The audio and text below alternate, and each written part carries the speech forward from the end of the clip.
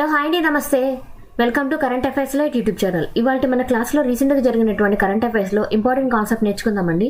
మీకు కనుక మా ఛానల్లో ఉన్నటువంటి వీడియోస్ అండ్ ఎక్స్ప్లెనేషన్ నచ్చినట్లయితే మా ఛానల్ లైక్ చేయండి, షేర్ చేయండి అండ్ సబ్స్క్రైబ్ చేయండి. Welcome to current affairs light YouTube channel. ఇవాళ కాన్సెప్ట్ వచ్చేసి కడలైకాయి పరిషి. సో కడలైకాయ పరిషి అనేది ఒక ఫెస్టివల్ అనమాట. ఇది కర్ణాటక రాష్ట్రంలో జరుగుతూ ఉంటుంది. అండ్ ఈ ఫెస్టివల్ అనేది రీసెంట్గా కండక్ట్ చేయడం జరిగింది అనమాట. ఈ పండుగను ఏ విధంగా జరుపుకున్నాడు అండ్ ఈ పండుగ యొక్క ప్రత్యేకత ఏంటో మన యొక్క వీడియోలో తెలుసుకుందాం. సో ఎందుకు న్యూస్లో వచ్చిందంటే, ప్రత్యేకంగా ఈ యొక్క కడలైకల పరిషి అనేది, ఈ ప్రత్యేకమైన పండుగ అనేది ప్లాస్టిక్ రహితంగా చేయడం జరిగింది. ప్లాస్టిక్ రహితంగా చేయడం అంటే ఇక్కడ గ్రీనరీగా మార్చడం కోసం ఇక్కడ అసలు ప్లాస్టిక్ అనేది వాడకుండా ఈ ఫెస్టివల్ అనేది నిర్వహించారనమాట. అందువల్ల ఈ యొక్క పండుగ అనేది హైలైట్ అయింది. సో ప్లాస్టిక్ రహితంగా ఏ విధంగా చేశారండి, పండగ యొక్క ప్రాముఖ్యత ఏంటో కూడా మనం తెలుసుకుందాం. అండ్ ఈ కడలైకల పరిషి అనేది ఒక వేరుశెనగ పంటని అమ్మేటువంటి ఒక పండగ అనమాట. అది కూడా మన కర్ణాటక రాష్ట్రంలో ఉన్నటువంటి బెంగళూరు దగ్గర జరుగుతుంది. అండ్ ఎక్కడంటే అది బసవన్న గుడి అనమాట. సో బెంగళూరు దగ్గరలో ఉన్నటువంటి ఒక బసవన్న గుడి టెంపుల్ దగ్గర ఈ కడలైకల పరిషి అనేటువంటి వేరుశెనగ పండగకి సంబంధించినటువంటి ఒక ఉత్సవాన్ని జరుపుకుంటారు. అండ్ ఇక్కడ ఏంటంటే వాళ్ళకి వచ్చినటువంటి వేరుశెనగ పంటని మొదటగా ఈ యొక్క బసవన్న గుడిలో నందికి సమర్పిస్తారనమాట. చాలా ఎక్కువగా ఆ యొక్క పంట ఎంత బాగా వచ్చిందో దాన్ని మొత్తం తీసుకొచ్చి అక్కడ అమ్మడం కూడా చేస్తూ ఉంటారు.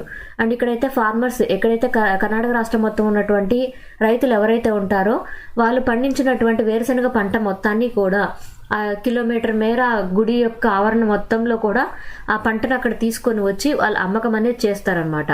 ఆ విధంగా ఈ కడలైకల పరిషి అనేది వేరుశెనగ పండగగా ప్రాముఖ్యత సంప్రదించుకుంది. అండ్ ఇక్కడ ఈ కడలైకల పరిషి అనేది ప్లాస్టిక్ రహితంగా నిర్వహించామని చెప్పాం.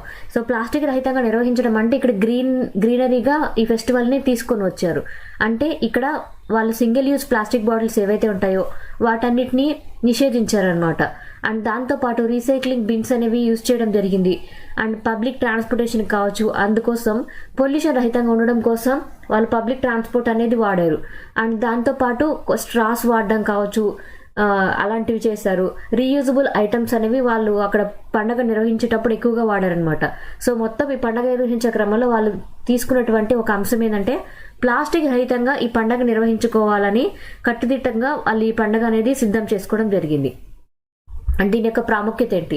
సో కడలైకల పరిషి అనేది వాళ్ళ యొక్క పంటని ఫస్ట్ టైం వచ్చినప్పుడు ఈ పండగని జరుపుకుంటారనమాట. అది కూడా ప్రత్యేకంగా వేరుశెనగ పంట వచ్చినప్పుడు ఈ పండగని జరుపుతారు. అది ఎస్పెషల్లీ మన డిసెంబర్ నెలల్లో ఈ యొక్క పంట కాలంలో ఎక్కువగా చూస్తుంటారు అనమాట.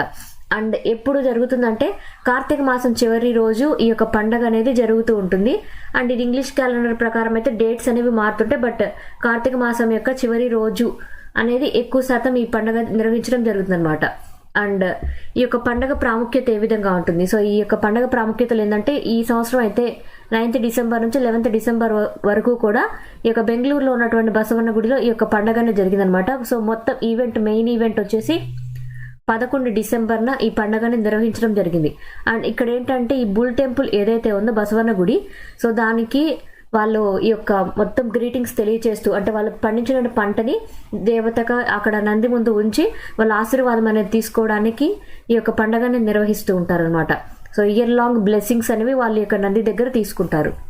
అండ్ ఈ కడలైకి పరిషి అనేటువంటి పండుగ ఏదైతే ఉందో అవి గ్రౌండ్ నట్స్ అనేవి ఎక్కువ మోతాదులో వాళ్ళు అమ్ముతారనమాట రైతులు.